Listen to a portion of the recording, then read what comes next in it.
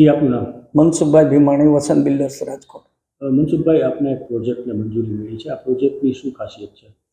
આ પ્રોજેક્ટની મુખ્ય ખાસિયત જોવા જઈએ તો સૌરાષ્ટ્ર અને રાજકોટમાં પહેલો પ્રોજેક્ટ છે જે ટોલ બિલ્ડિંગ 38 માળનો પ્રોજેક્ટ મંજૂરીને પાત્ર બન્યો છે અને અમે એ કન્સ્ટ્રક્શન હવે ચાલુ કરવાના છીએ। આમાં શું શું હશે? આની અંદર અમે ઘણી બધી એમ્યુનિટીઝ આપી છે કસ્ટમરને। ટોટલ અમારો ફ્લેટ એરિયા જે છે એ 4751 કાર્પેટનો છે। એની અંદર અમે 4 બેડરૂમ આપ્યા છે, મોટા સર્વન્ટ રૂમ આપેલ છે અને લિવિંગ આપેલ છે, કિચનના ડબલ કિચન આપેલ છે, પૂજા રૂમ આપેલ છે, હોમ થિયેટર રૂમ આપેલ છે અને પર્સનલ 2 લિફ્ટ આપેલ છે જે કસ્ટમરો ઓપરેટ કરી શકે only for flat holders. Parking માટેની શું શું? પાર્કિંગની અંદર અમે એક ફ્લેટ દીઠ 4 ગાડીનું પ્રોવિઝન કરેલ છે।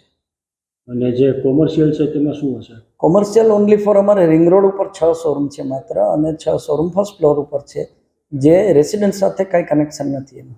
એમ્યુનિટીઝ આમાં કઈ કઈ હશે?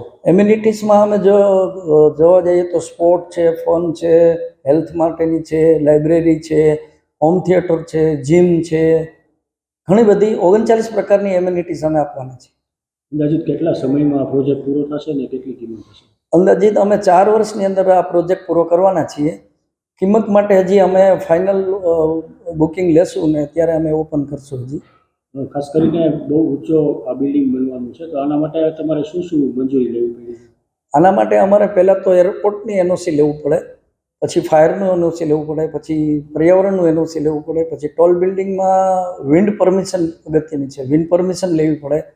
આ બધા પેપર વર્ક પૂરા કર્યા પછી કોર્પોરેશનનું સબમિશન અમારે થાય, પછી કોર્પોરેશન દ્વારા ગાંધીનગર મોકલવામાં આવે સચિવાલયમાં, ત્યાંથી પછી ફાઇનલ મંજૂરી અમને કોર્પોરેશનને આપે, કોર્પોરેશન અમને આપે। અંદાજિત કેટલા સમયમાં આ પૂરું થશે કન્સ્ટ્રક્શન? કન્સ્ટ્રક્શન અમારું 4 વર્ષમાં પૂરું થશે અંદાજે।